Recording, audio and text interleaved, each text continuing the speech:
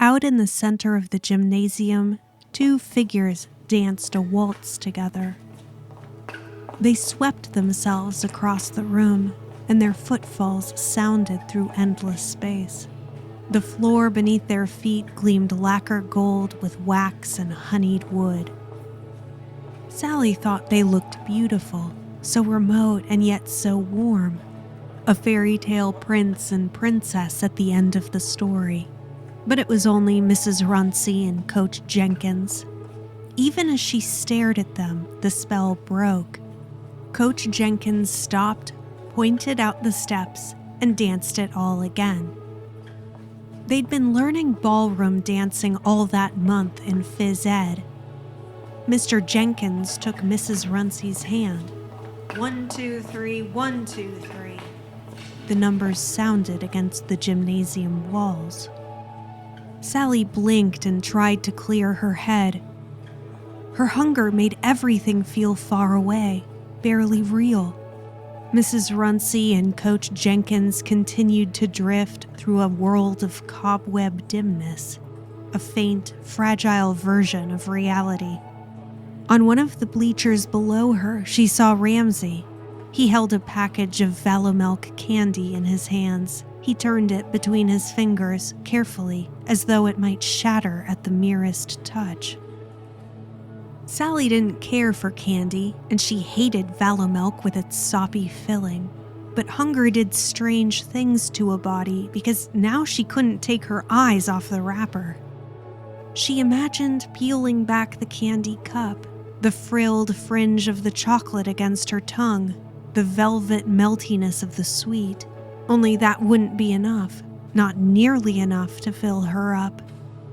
She would need a whole turkey dinner afterwards, stuffing and gravy and biscuits and green beans in their curls of steam with the butter all melted into pools. Golly, but she wanted to eat. They were all hungry. They'd been fasting now for 5 days. And tonight was the night. Tonight at midnight, they would all sneak out to the barn together and they would perform the ritual.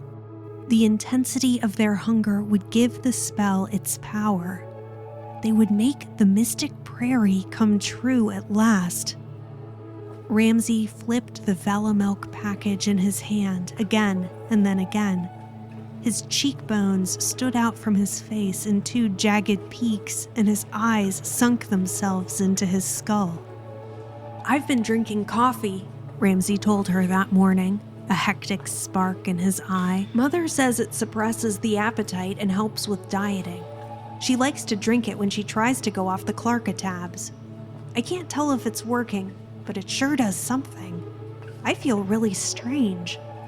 Sallie didn't think Ramsey had ever gone a single day without a Valomilk candy cup.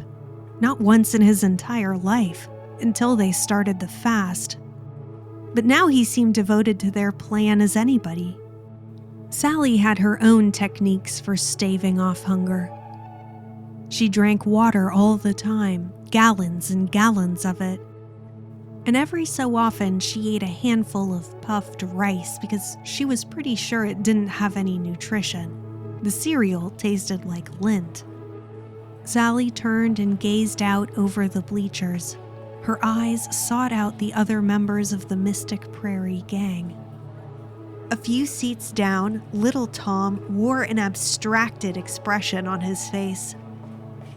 He stared vacantly at the dancers as though lost in a dream. He'd been skipping meals the hardest of anyone. Something about the fast brought out his competitive sportsman spirit. Laurel sat on the bleacher directly in front of Sallie. Sallie could see that knobs of spine bone stood out at the base of the girl's neck. Only Archie looked unchanged. His mother had caught him hiding his stewed steak on Tuesday night, and she'd kept him at the table for so long that eventually he gave up and stuck to missing breakfast. Coach Jenkins bellowed at them. "It's your turn, everyone. Find a partner. Boys with girls and girls with boys, at least till we run out of boys." The children slid off the bleachers and began to mill about and pair off. It was a little easier now that they'd done it for a few days. Arrangements had been made, deals struck. Even Roger, with the runny nose, had a partner at this point. He cleaved close to tiny Angie Lyle, who cried too often. Sallie had struck her deal with Ramsey. It was awful. He had such clammy hands. Ramsey threaded his way towards her, and she knew their faces shared the same look of suffering resolve. "Ramsey, come here, please. You're a good dancer. I'd like you to be my partner this time." It was Anne Cleaver, neatly dressed and domineering. Anne Cleaver was class president and wouldn't take no for an answer. She intercepted Ramsey on his journey. He peered around Anne, already defeated, and he met Sallie's eye. "Sorry," he mouthed at her. Sallie shrugged and turned away. Mrs. Runcie climbed the stairs onto the school stage and she cranked up the school gramophone, a hopelessly ancient wood-paneled contraption from the 30s. They only had 3 records to fit the machine, which they played on rotation over the whole month of dance lessons. The song "My Blue Heaven" began to reverberate madly through the gym. At that moment, Sallie got a funny, twinkly sort of feeling in her stomach, because she saw that Laurel didn't have a partner. They were the only 2 who hadn't paired off. Sallie walked up to Laurel. When she spoke, her voice sounded too loud and breathless. "Laurel, Ramsey got taken. You want to dance with me? Let's dance." Laurel gazed out at their awkward, stumbling classmates. "Oh, yes. I suppose everybody has paired off. Yes, let's dance. Absolutely." Laurel's hand slipped into hers, and Sallie's brain turned into a twisting bit of mica. Her mind glittered and flashed, flares of joy, scintillations of excitement. She felt glad to be dancing with Laurel. Laurel's hand felt warm and steady in her own, nothing like Ramsey's slick palm. Laurel stumbled. She took a wrong step. "No, like this," and Sallie pulled Laurel into the dance. Sallie already knew how to waltz from ice cream socials at church, so she surged forward and Laurel staggered after. Surge and stagger, surge and stagger. "It's all right, Laurel. You're gonna get it. You have to follow my feet a little bit is all." But Laurel held herself stiff and wide-eyed. I'm afraid I'm quite bad at this, at dancing." Sallie practically roared at her. "You're not bad at it. You're a great dancer. You're an amazing dancer. And also, so what if you're bad at it? Who cares? Dancing is about happiness. 1, 2, 3, 1, 2, 3, said Mr. Jenkins. Laurel giggled, really giggled. They began to move in time. Step, glide, glide, step, glide, glide. Sallie felt such a surging, liquid joy. The walls rang with footsteps and voices. Against the gold of the gymnasium floor, Laurel's black hair looked awfully shiny. "I like this. This feels so nice. Maybe Laurel and I could hold hands like this sometimes, when we're alone. Maybe she wouldn't mind it. How did you get to be this way?" Laurel blurted out. She looked surprised, like she hadn't intended to speak her thoughts aloud. "What?" "Just that, well, this place is quite dull and gray. I can't believe you were born here, and that you've lived here your whole life." "What do you mean? You seem happy and awake to things, and alive. This place, Kansas, well, it all seems flat and dull. I just can't believe that you came from here." Laurel stuttered and went quiet. Sallie's heart cracked open and joy flooded through her. Oh, how wonderful, she thought. A tapping sound rang through the gymnasium. Sallie turned. A low wave of water rolled out of the cafeteria doorway and surged towards them. The children exclaimed. A teacher screamed. Inside the cafeteria, Sallie heard a voice cry, the pipes, they're cracking, another one." And a second gush of water surged out of the door. The water spread over the smooth floor of the gymnasium. an ocean over honeyed gold. Children began to shriek and run in all directions.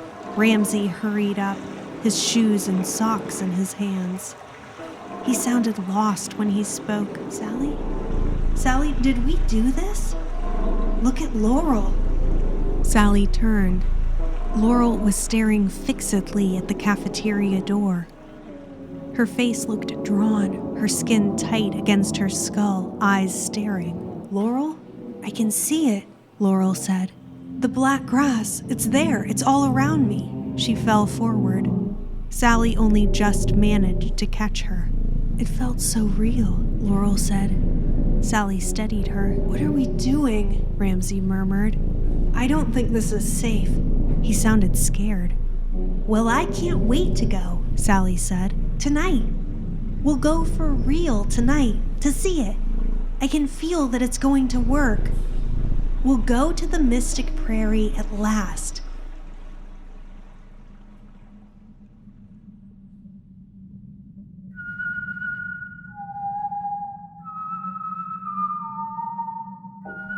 This is Mystic Prairie, a fantasia of the Old West.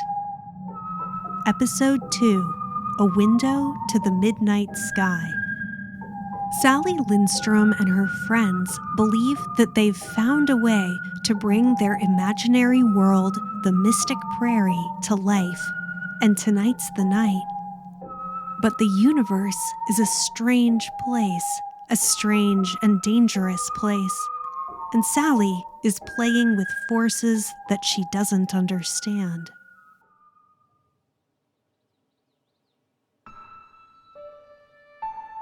It took a long, long time for the night to come. The children all left class early after the flood. Mrs. Runcie let them go. "School will close for the rest of the day, and maybe tomorrow too. You children can help with the cleanup, but we'll have to fix these pipes before we let you all back inside." So the kids filed out of school. Damp cuffs bumped against ankles, sodden dresses stuck to knees. Children walked out of the building barefoot, their socks and shoes in their hands. Sallie wandered home, and she sat on her porch in a daze. The afternoon sky spread above her, frozen and unchanging. She must have dozed a bit at some point, because when Sallie really started to notice the world again, the sun had begun to set over the town of Laurel. Sallie rocked back and forth on the rocker, and she stared at the sky. Darkness sifted through the air. A single white star came awake in the arms of the maple tree. At last her mother called her. "Sallie, Sallie, it's supper time." Sallie went inside, and again she enacted the whole little ritual. Napkin cradled in her lap, green beans, mashed potatoes, meatloaf hidden in the napkin, and then she threw the whole thing into the garbage when Mama looked away. The evening dragged on. Mama put on the radio and they listened to Amos and Andy, then Our Miss Brooks. Then they had milk and graham crackers for a bedtime snack. Sallie ground up the graham crackers in her palm and washed them away in the sink when she went to brush her teeth. They readied themselves for bed, except Sallie didn't sleep. She braced her back against her pillow, and she listened to her mother pray in the next room. Sallie could never hear exactly what her mother said to God each night. Mama's tone always sounded more like a conversation than a prayer. That tremulous little voice scraped against Sallie's peace, grated and scratched and scraped. "She can talk to God, and that's all right, but I sure wish she could talk to the other ladies in town without acting as shy as a little girl." The voice petered out, as though Mama stopped her praying right in the middle of a sentence. The house grew still. A floorboard by the stair creaked. Sallie made herself sit up straight as a rod so as not to get drowsy. She listened to the clock on the mantel tick down the moments to midnight. The house sat quiet as a crystal on a shelf, but still she waited, until the chime began to sing its quarters. The little bell struck 11 times. Sallie stood. She changed out of her nightgown and into her day clothes. She slipped on her shoes. Then she tiptoed out of her bedroom door and down the stairs. "Sallie?" Her mother's voice shook in the darkness. "Oh no," Sallie thought. Mama switched on the light. "Oh, Sallie, up and dressed? I knew something was wrong. What are you getting up to, Sallie? At this time of night?" Sallie didn't know what to say, so she didn't say anything. "You haven't been eating all week. You think I haven't noticed, but a mother always knows." Mama's fingers fluttered at her sides. She began to fuss at the hem of her nightgown. She sounded so lost and sad, with her stupid, plain potato face, her hurt eyes that made her look like a frightened child. Sallie dropped her gaze. She always felt achingly sorry for her mother. "Sallie, oh Sallie, you're usually such a good little girl. What am I to do? I don't know what to do." But then Sallie's aching sorrow got all twisted up with disgust, just as it always did. Her mother's spiritless uncertainty left her so angry. "I just couldn't sleep, so I'm going for a walk." "Oh, you can't go out. You mustn't. Won't you mind me and go back to bed?" But something about her mother's pleading voice made Sallie even angrier. "You're not going to stop me," Sallie said. "You can't do anything. You never do anything except sit around like a lump." And before her mother could speak or sob, Sallie bolted to the door. For one instant, she saw Mama's white, round face, her forlorn expression, eyes trembling with tears. Sallie tried her best to ignore her. "Maybe soon I won't have to see her. I'll go to the Mystic Prairie with everyone." But that thought didn't sit right either. "I'll visit Mama sometimes, of course," Sallie decided, and she dashed down the steps into the night. Sallie didn't feel hungry anymore. She ran through the darkness, and her whole body filled with a buzzing, resonant energy, a liveliness that hummed beneath her skin. She felt as though she'd eaten some kind of holy food, and now she could fly over the grass effortlessly and maybe do miracles. So she laughed as she slipped between the darkened houses of Laurel, down the vacant main street, past the empty shops, and all the way to Ramsey's house at the other end of town. She crawled across a flower bed and under a shrub, and then she snuck up to Ramsey's window like a burglar. She peeked over the window ledge. Ramsey was still in his pajamas, just sitting there. A pile of Valomilks sat on his writing desk, unopened. Sallie grinned despite herself. She felt a tender fondness in her heart. He's been so good, saving these the whole time. I didn't think he had the strength for it, but he did. Sallie knocked gently on the glass. Ramsey turned at the sound, leaned over, and cracked open the window. "Shh, quit knocking. Mother is still awake, so we have to be quiet." Sallie eyed the Valomilk. "You haven't been eating this junk the whole time?" she asked just to be sure. Ramsey looked affronted. "Of course not. Unlike you, I have some self-discipline. Come on down." "Ramsey, why are you still in your night clothes?" Ramsey's face fell. "Sallie, I don't think I can go. I don't think I want to." "What do you mean?" "I'm worried about what we're doing. It's too dangerous. But we're nearly there, and you've been so good. I don't know." Sallie felt a rising frustration. "I know you want to come. If you don't get down here, maybe I'll just start screaming and get you into trouble anyway." Ramsey looked horrified. "Sallie, you wouldn't, would you? Aw, come on. You fasted just like the rest of us. You went through the whole darn thing. Don't you want to get to the Mystic Prairie finally, with everyone?" Ramsey hesitated for a moment longer. Then he swiped the Valomilks into his school bag. "Fine. Turn around so I can change." Sallie grinned and turned around. She heard the rustle of fabric, then a shuffling sound as Ramsey scrambled over the sill. She grabbed Ramsey and steadied him as he slid to the ground. He righted himself with exquisite dignity, and he began to brush dirt off his cardigan. Sallie wanted to dance. "I'm so excited. This is going to be so wonderful. We'll get to go together, and we'll be in our place together, you and me. Shh." But Ramsey was smiling. "Let's go meet the others," Sallie said. They dashed back into the night. The rest of the gang waited for them at the end of the block. Archie had his bicycle, and the white headlamp burned like a star in the darkness. Little Tom and Laurel stood around it, not talking, just waiting. Ramsey and Sallie ran up to them. "We're here."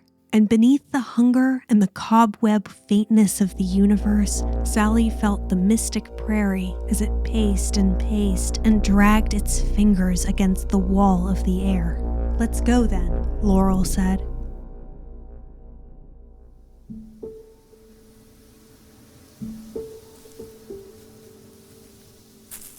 The game often brought them out past the edge of town, far out and into the abyss of the Kansas prairie. Alone out there in the grass, the children crawled like ants in the center of that great big ring of emptiness, while the clouds fashioned themselves into anvils a mile tall. But it was dark when they walked out of town, down the road together towards the barn. Archie pedaled slowly out in front of them, while the rest of the children followed along behind. Sallie watched the bike light in front of her sink through the prairie void. The headlamp illuminated a wedge of road and scrub, but all around them, the sound of space and the wind and the breath of the world and the whippoorwill spoke of the infinite hollow wonder of the prairie. Time slowed and stilled. Sallie's sense of distance vanished. They walked and walked. At last, Ramsey looked up. "We're here. Archie, come back." Archie turned the bike around. Sallie couldn't see the barn, not even as a silhouette against the night sky. Ramsey seemed to smell it. How does he know? Sallie wondered. But Ramsey's family had lived in Laurel for so many years. They owned so much land. Must be in his blood, she decided. In his heart and not his head.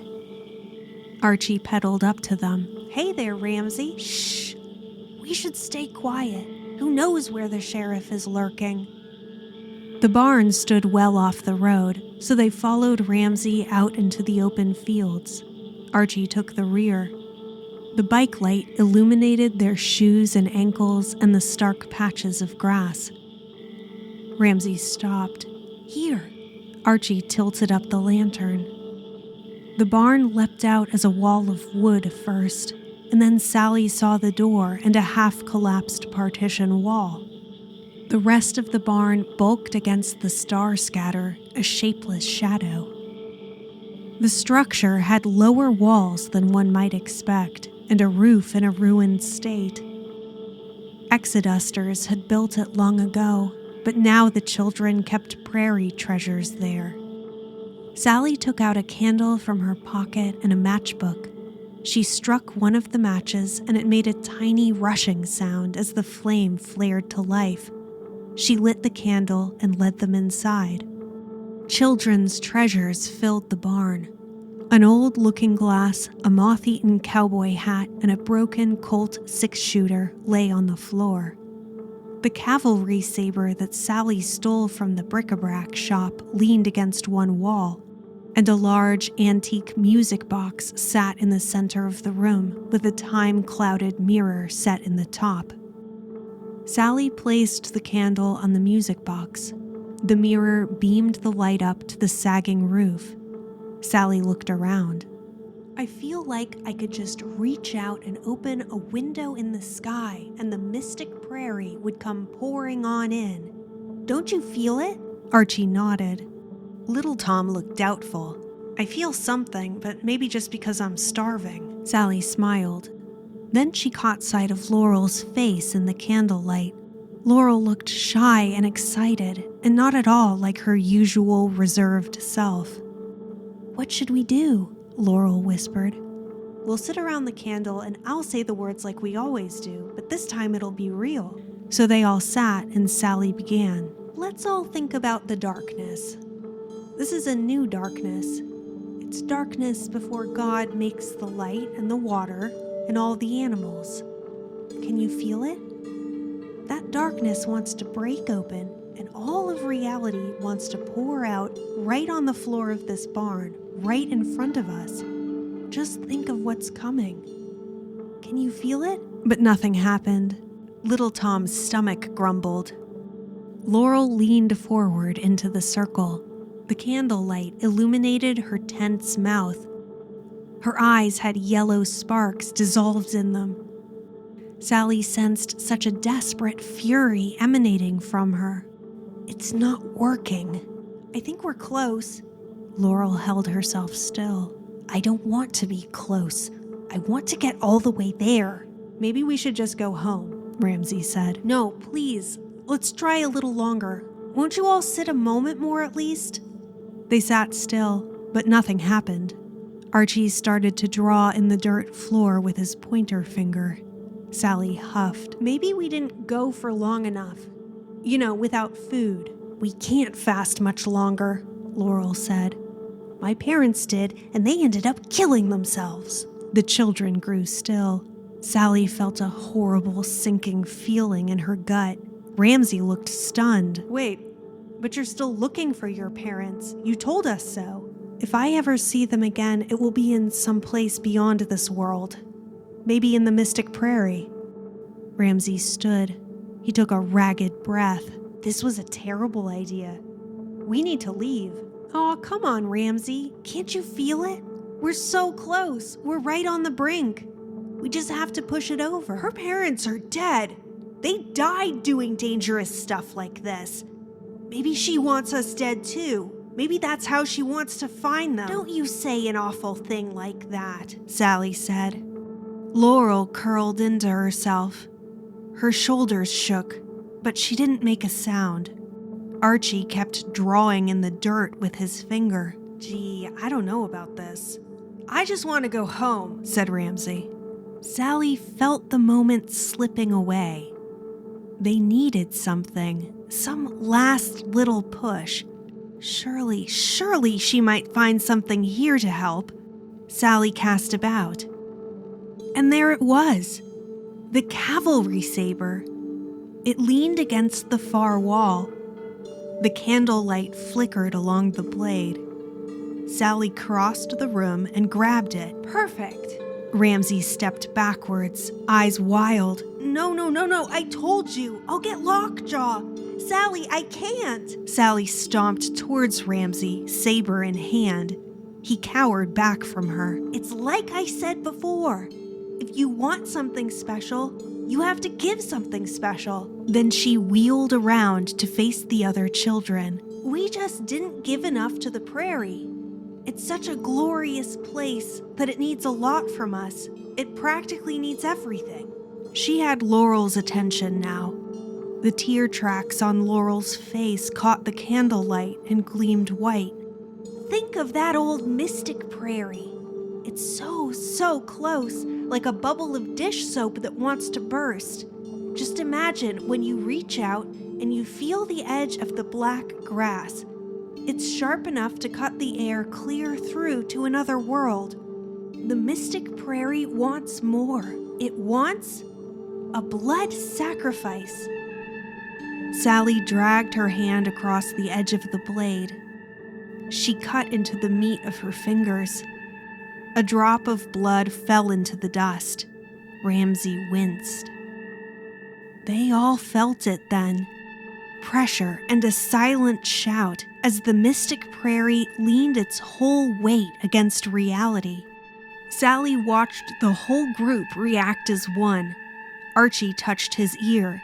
Little Tom looked around with wild eyes. "Do you feel that?" Laurel said. Sallie met the eyes of every child in the room, one at a time.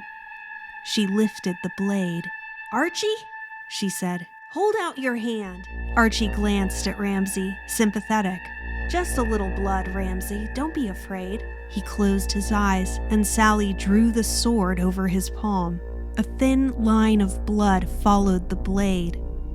Blood dripped onto the floor. I'm not afraid, Archie, Ramsey squealed. This is a stupid idea. It's dangerous. Tommy, Sallie demanded, hold out your hand and think of the Mystic Prairie. Stop being such a fraidy cat, Ramsey, Little Tom said. Little Tom held out his hand. Sallie sliced him across the palm. The blood fell. The pressure grew worse and became an intolerable weight. It made Sallie think of a bull pushing against a fence post. Laurel, she said, if your parents are in the Mystic Prairie, we will find them tonight. Now hold out your hand. Laurel smiled. She reached out and wrapped her hand around the sword. Laurel gripped the blade tighter than the others. Drops of blood fell to the barn floor. Then she let go. Sallie felt a groaning, bursting pressure. She spun towards Ramsey. Ramsey, put out your hand, she cried. She could barely hear her own voice. The tightening pressure in the air made it hard to inflate her own lungs. No, I won't. Ramsey, we all gotta do it. You made the drawing. You called down the tornado. So put out your hand. Ramsey twisted away from her. Don't you want this? She cried. Ramsey covered his face. Yes, he said. Then, slowly, he stretched out a trembling hand. The air shrieked like tearing metal. The light in the barn began to pulse red. Sallie lifted the point of the blade towards Ramsey's fingers. She pulled the edge of the point across his hand. He burst into angry, helpless tears. A drop of Ramsey's blood hit the floor. Then the barn began to howl. The air lit up like a struck match. An obscene light flared into existence in the middle of the room. It burned a hole right through the center of reality. The light seared into Sallie's heart all the way through. It scalded her soul. She wanted to cry. She felt it take something necessary, some keystone piece of her, something that she couldn't bear to ever give up, but the light stole it away. She looked over at Ramsey. He screamed, but she couldn't hear his voice. She felt slickness between her fingers. Liquid crawled down her face. It fell into the dirt as she knelt there. She lifted up her hands. Blood. The blood burned across her skin, hot. It felt awful and slippery. She couldn't stand it anymore. It was a mistake. She'd made a mistake. She hadn't intended to give this much. No, she thought. I can't.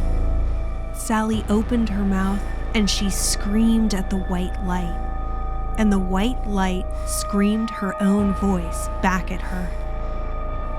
And then Laurel stepped towards the light. She walked into that pus-colored glow, and as she walked, she passed in and out of reality, in and out of the air. The hungry, screaming light burned her away. Sallie ran out of the barn, and she felt another child pass her by. Archie staggered for a moment in front of her. A thick, clotted substance slid out of his ear. She fell forward onto her face, and the grass tickled her hands. The light faded, and the quiet of the Kansas prairie returned. Everything went dark. She woke up only once more, right at dawn, just for a moment. It was to be her last memory from her old life, but she did not know that then. She tried to move. Her dress crackled, stiff with dried blood. Sallie managed to turn her head towards the sunrise, and just for a moment, only a few feet away, she saw Laurel. Laurel stalked out of the barn. But it wasn't Laurel, though it looked so much like her. It lurched around the side of the barn and muttered strangled little phrases to itself. But it wasn't her. Laurel's gone, Sallie thought. And then darkness took her again.